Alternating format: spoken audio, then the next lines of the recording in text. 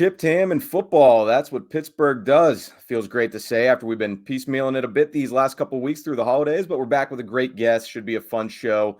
I'm Brian Batko from the Post-Gazette, joined this week by Oakland's very own, my fellow Pitt grad, Louis Riddick of ESPN. You just heard him on the broadcast Saturday for Steelers, Ravens, in Baltimore, and I actually bumped into him at halftime in the press box, and now we're here. What's going on, Louis? Not too much. It was a crazy day, wasn't it, in Baltimore? That weather was something else, dude.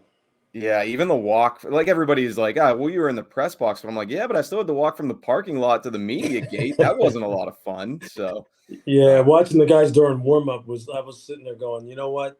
These guys have to remind themselves on days like this that we're professionals. We're professionals out here working in this kind of weather, and they played that way, especially when you're talking about Pittsburgh. Absolutely. It's funny, when I saw you Saturday, I really wasn't sure if we'd be chatting about the wild card round or the offseason, but all the roster building stuff can wait, man. We've got Steelers Bills at 1 p.m. Sunday up in Buffalo. As always, we're presented by Pella. There's no better place to get new windows and doors installed in your home than Pella, right up there at the top of the screen. They can help you save on your energy costs year-round. Schedule a free in-home consultation with your local Pella windows and doors to find the right product for your home and budget. Just go ahead and give them a call at 866-593-1560. That's 866-593-1560 to kick things off with Pella Windows and Doors of Pittsburgh. Louis, you and I are going to kick things off with TJ Watt, actually. I wasn't planning to start here. Obviously, he's going to be out at least a couple weeks, so who knows if we'll see him again. But I think it can be insightful to get a national perspective on this debate. He leads the NFL in sacks for the third time in his career. First player to ever do that since they became an official statistic in '82. I think he's also top 5 in tackles for loss, QB hits, forced fumbles, fumble recoveries. Should he be the defensive player of the year again, or are you going to send Steelers fans into a frenzy with Myles Garrett or Micah Parsons stock? Now, you know, what's interesting is because TJ has had such a long run of productivity, it's almost like sometimes guys like him get taken for granted. It's almost like, okay, so he's leading sacks for the third time. You know, he's one of those guys who's constantly making game-changing plays. Well, that's what they do in Pittsburgh. And then, you know, some people will get so lazy so as to say, well, he probably gets a lot of cracks at it because it's called Blitzburgh. They send lots of 5-6-man pressures. He's the beneficiary of getting, you know, free runs on the quarterback and all. And they don't really look at the quality of what this man puts on tape year in and year out. So that's the intro to saying he is definitely deserving of being DPOY. I think the impact that he has on the rest of the defense and then the team overall is second to none, both in terms of on the field and off the field. And what's interesting about TJ is, as Mike told us, TJ is really just now, it seems like, starting to realize what it means to be TJ Watt to that organization and to that football team in particular, meaning he's much more aware of the impact that he has on everyone else and how everyone else kind of just watches him, because he's not a talkative guy. He's not a rah-rah guy. He's not the kind of guy who really goes out of his way to disperse his knowledge throughout the rest of the league as far as helping out other pass rushers and all. He's just a guy who really just handles his business. Yeah. So I guess that's a long-winded way of saying he's not a self-promoter. Some other people are. Some people are always on podcasts in the media, doing interviews, constantly talking about themselves, their team, other issues in the league. Do you ever hear TJ Watt doing that? No, he's such a little brother in that way. That's what I would say. He's just like in the shadows and wants to be there. Exactly. But and I think that when it comes to this kind of discussion, when you're talking about defensive player of the year, I think that hurts him in regards to, like, people have to actually look at the stat sheet and or do some work to go, oh, damn, he did it again. This guy's at the top of the list again, because he's not out there talking about it. And that's the Steeler way anyway. It's always team first, individual second anyway. It's just blue collar. It's Western PA. You know, all those cliches that really aren't cliches are just ways of life. After sitting down and talking with him the other night before the game, I think it's a 1, 2, 3. That's like that. I think that's the third game I've done of the Steelers for a Monday night broadcast. That's the first time we got to talk to him. And I kind of sat there and I was just like, damn, we missed out the first 2 times. I wish we would have talked to him before, because he really is an everyman type of dude who is one of the best pass rushers to ever play. So not only do I have respect for his being the guy who should win that award, I also have respect for just how he goes about doing his job, because I can relate to it. I really can. I can identify with how he does things. So you would give him your nod if it yeah, for sure. And even more so now after talking to him. Because I just like I said, I like guys like that. I like workers. I don't like self-promoters. I get that that's the way of the world, and we all have to do it to some degree. Yeah. But TJ is more about the work first, and then if you ask him, he'll tell you about it. But he doesn't talk you to death, and I just really, really respect the hell out of that. All right. Well, the audience they're going to be even more on board now. If you read the comments, they'll be all happy with you, Louis. So good. let's get into the quarterback stuff. I'm not going to set it up as Mason Rudolph versus Kenny Pickett for you. I feel like that's been beaten into the ground at this point, but we do now have another data point for this Rudolph run, Mason-assance. I don't even know what to call it. I mean, how surprised are you by this? What are people you talk to around the league saying and thinking about him at ESPN, like carving out a storybook way to revive his NFL career? Or is it just going to be a kind of fun little subplot we look back on years down the road? Yeah, I think how it's looked at in the league and how it'll be looked at through the national media will be totally different things. Look, obviously in the media, we tend to over dramatize things like this and take a small snapshot and try to extrapolate it out over the next 3-4 years. And the league doesn't do that. Yeah. The league will look at the entire body of work. They're not a play-to-play, series-to-series, game-to-game. They don't think that way. They look at the entire body of work. And I think with Mason, look, he's had many opportunities to kind of solidify himself as a guy who was a franchise guy, and a guy who you would then just build the team around and say, that's our starter. And he wasn't able to capitalize on that. And that's not being disrespectful to Mason. That's just the way it is. Okay, that's what he's done. What he's done now, though, and the spark that he provided, look, okay, the last thing I'll say is this. If they thought that Mason was the long-term answer, then they wouldn't have drafted Kenny, wouldn't have signed Mitch. Okay, they didn't think that, but they thought he would give them a spark. And that is something or they hoped that he would. And he's not the first person that coaching staff has given that kind of chance, and he won't be the last. What is cool about this is when you talk to him, he went into this 3-game run that he's on right now very free mentally and emotionally from any kind of burden or any kind of feeling as though I need to be uptight. I need to be really, really, really conscious of what I'm doing. And I need to he just kind of let all that go. And he said, I'm just going to play to my strengths, trust in my faith, trust in the fact that they asked me for my input. There's a new play caller. We have some fantastic weapons. I'm just going to cut it loose. Yeah. Not irresponsibly, but within the context of, I really don't have a lot to lose, but I have a hell of a lot to gain. And it looks like that. So I think spinning it forward to next year, people will probably look at Mason and go, this is a dude who could we get that out of him? Could he be a high-paid backup who we know we could bring in for a 3, 4, 5-game stretch, which is really the very definition of a backup? But the kind of guy who you need because on a 53-man roster, because I tell you, it is a top 15 position, top 20 position on a roster, that being the number 2 quarterback. If you don't have one, you'll find out just how it'll cripple your franchise if you don't have one when the time comes. So I think he has definitely set himself up for some nice options this year, whether that be in Pittsburgh or elsewhere. I saw some of the comments that people, or rather that other media members made about the fact that people in Pittsburgh believe that Kenny's still the long-term answer. We'll see. We'll see how how far this goes with Mason this year, and then what their decision making looks like for next year. But my bet is they will factor in a lot of the things that were working in Mason's favor that weren't necessarily working in Kenny's favor early on in his career, namely play calling, philosophical approach, all that stuff. And say, hey, look, could we get that performance plus more from Kenny if we put him back in there? And my bet is they'll go down that road. And Mason will win no matter what, whether that be coming back to Pittsburgh or going somewhere else. He's going to play however much longer he wants to play. And he'll be paid a good chunk of money to do that because he's putting together a nice resume right now. Yeah, absolutely. He can find himself in that Blaine Gabbert, Chase Daniel, Case That's right. Keenum, Colt McCoy department for Which, quite honestly, I think he's better than those dudes. Like that I agree with exactly what you're saying.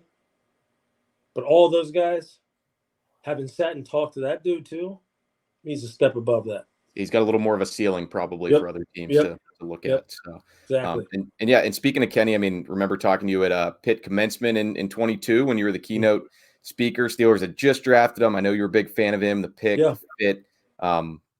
Zooming out, I know you think there's still a chance that they go down that road again, like you said, but do you think the wild card that's interesting to me, Louis, is do you think there's any chance the Steelers go back to the draft well? I mean, normally I'd say almost no chance, especially with this franchise, but I feel like Omar Khan's more of a new school kind of GM.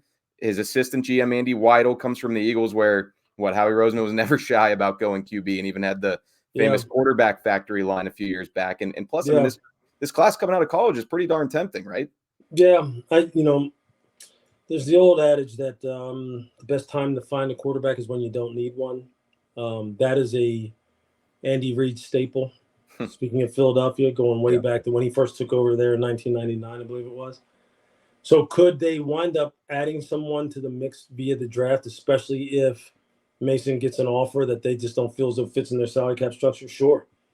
Would that be a smart thing to do? Probably. It would. And that's not to be disrespectful again to what I believe is still a very bright future for Kenny. But I think it's probably something that I would definitely entertain, especially, like I said, especially if Mason moves on, if he gets out of our price range. I mean, you have to do that. That's just good business. And then, again, in the end, man, look, I'm a believer. I think there's too much in this world overall, and in sports in particular, where it's not enough of a meritocracy. And I think even for Kenny Pickett, even for someone who I love as much as him from a competitive standpoint, if someone beats you out, then someone beats you out. It's just that simple. It's a production business. So, yeah, I could see that being a plan for Omar, Mike, Mr. Rooney, all the people who are making those decisions as they move through this offseason. It would, the more I think about it, the more I run that through my head, I'd be shocked if that's not something that they've already been talking about. Yeah, and obviously there's factors that come into play with value, who's on the board, where you end up picking and stuff. And Mason's status, first and foremost. Yeah, absolutely. Well, we've got more to get into. We haven't even really mentioned the Bills yet. First, I'm going to tell you out there about Propel Schools. Propel's 13 public charter schools right here in Allegheny County build a solid academic foundation for lifelong learning and offer more personalized instruction at every level for your child's kindergarten through 12th grade education journey. Give your children the quality education they deserve. Learn more. Apply to Propel Schools by visiting propelschools.org. Also, a quick word from Goldberg, Persky, and White. If you've been diagnosed with mesothelioma or lung cancer, call your local attorneys at Goldberg, Persky, and White. For over 40 years, their firm has represented thousands of lung cancer and mesothelioma victims. Call 1-800-COMPLEX or visit gpwlaw.com for a free consultation. Louis, you just saw this most recent iteration of the Steelers mucking it up down at M&T Bank, like we talked about. Unfortunately, they did lose TJ in the second half. If not for that, maybe this is a different conversation.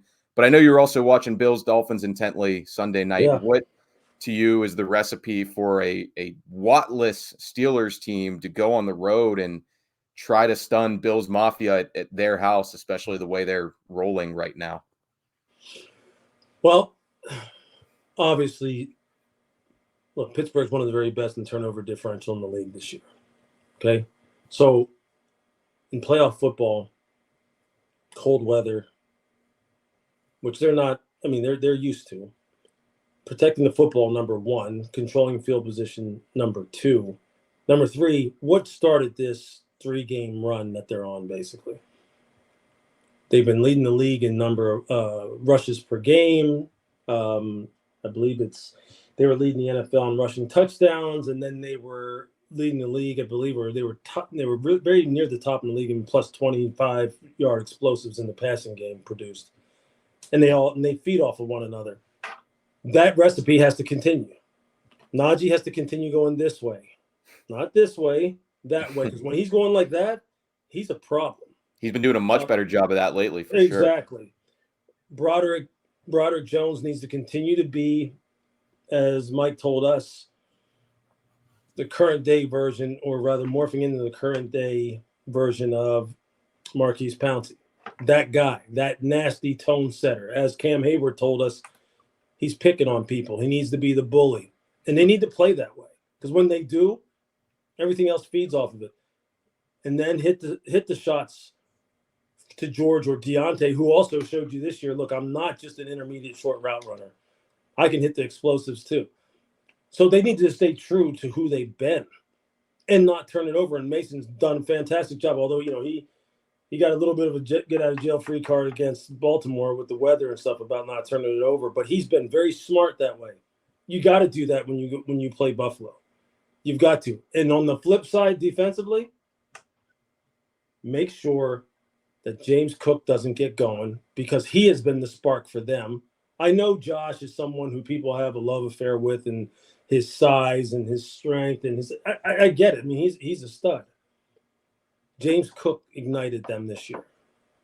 That's who got them going. Slow him down, and then when you're talking about turnover differential, find a way to get the ball off of this guy and make him, because you know him.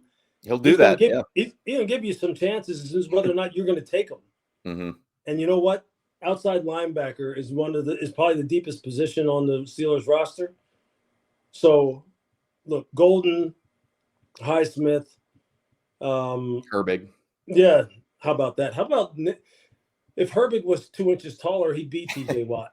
I know. I remember saying that in the pre-draft process. I'm no guru or anything, but I was watching him play, and I was like, the Steelers are going to draft this guy. Like they say it too. They know it too. TJ knows it. He looks just like him. Keanu Benton. These guys have to show up.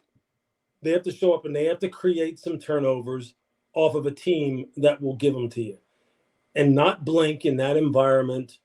Bills Mafia people, playing them, make you want to shout song that I used to hear when I was a kid, when I was going up there to watch my brother play.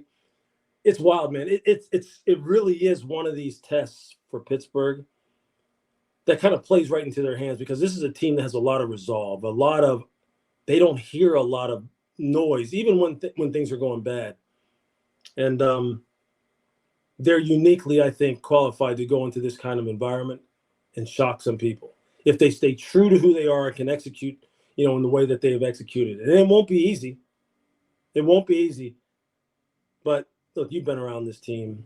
Whenever you get around this team and you talk to the principal players, and you talk to Mike, you talk to Cam, you talk to TJ, Najee, these guys have what it takes from a makeup standpoint. And that's what this time of year is about. This time of year is about makeup, mental toughness. Don't blink. Obviously, who's healthy, who's not. And this will be a fun matchup. I think this will be one of those games where people are going to think Buffalo should kind of just roll right through this one. No. I don't see it that way. Absolutely. Well, this is the last one for you, Louis, because I know you're busy and you can answer it as long-winded or as quick as you want. But I mean, you mentioned it there. I mean, this is the third season in a row the Steelers go to Buffalo. 2 years ago, they shocked them in week 1 with a bunch of turnovers and getting after Josh Allen. Last year, Kenny's first NFL start, they got thrown over Niagara Falls. So, I mean, zooming, just some people are going to laugh at this, but to me, when you get into a tournament of any kind, it's no fun if you don't look at the potential paths and look where you could go and play and what it would take to get to the end of that field. The Steelers have the longest odds for actually winning the whole thing, of course. Do you agree that, if you had to bet your life savings on one of the 14 teams still standing, would Pittsburgh be your last choice, given all the factors of being a 7 seed in the AFC? What have you? I mean, just what's the sure. How much fans have? I mean, if you have to stack them, I mean, I get why they're going to be put where they're put. I mean, I get it. People are going to say, hey, look, you can do this you can have success to the Bengals. You can run all over the Seahawks in Seattle with that defensive front that hasn't stopped the run in years, it seems like. You can do that to a depleted Ravens team that rested a lot of their starters. That's fine. Some people are going to say it's fool's gold, and we don't believe it. And that's probably reflected in the odds right now, and it's probably also reflective of if your backup quarterback who's had multiple chances to establish himself as the guy. Third string quarterback, really. Exactly. And last but not least, the guy who we started off this whole program talking about is probably not going to play. So your best player on the team is probably not going to play. You don't have a shot. You may be able to, I mean, who knows? Maybe you'll pull a rabbit out of your hat and win this game, but you ain't going to be able to sustain it. And you know what? Maybe that's right. But the thing we all know about the tournament is people react differently when it's one and done. This team won't shrink. If they're not good enough, they're not good enough. If Buffalo's better, they're better. If they make mistakes and, Mason turns it over or, it can happen. If they can't get pressure on Josh, but I'll tell you, this could be one of those that really shocks people. I really do think so. Simply because there's something about playing when you are free from burden and you're free from expectation. You see it with Mason, and I think this whole team is going to play that way. And I think they'll play very inspired because TJ won't be there. And at this time of year, these are the two positions that you better be playing well at are offensive line, defensive line, and your quarterback better not be turning the ball over. And right now, those three things are happening for this team. And they got wide receivers who it can be ugly as hell for a long time, and boom, George goes 80. That's what, it's too hard to kind of grind it out all the time. So they've got all the components, and they've got a championship head coach. Yeah, I like their chances. I'll take them. It'll certainly be interesting. It'll be intriguing to think about, at this early point because I think will Minka be back this week? Yeah, I think he's told some reporters after the game in Baltimore he's going to come back. So that would be gigantic, obviously. Yeah, for sure. Yeah. And it would have to go through Baltimore again if they do find a way to win this week. And after that, it would be against the team that has beat them in their most recent matchup. So uphill climb for sure. But thanks for breaking all that down for us, Louis. That's all I've got for you. And I really appreciate you taking the time out of your day to jump on. So of course, man. I appreciate it. Thanks a lot. Yep. For Louis Riddick, I'm Brian Batko. Thanks as always for watching the Chip Taman Football Show here from the Post-Gazette. We'll see you next week. Thank you for checking out this content from Post-Gazette Sports. If you watch this video on YouTube, please like the video and subscribe to our channel. For all of the sports coverage the Post-Gazette has to offer, visit post-gazette.com.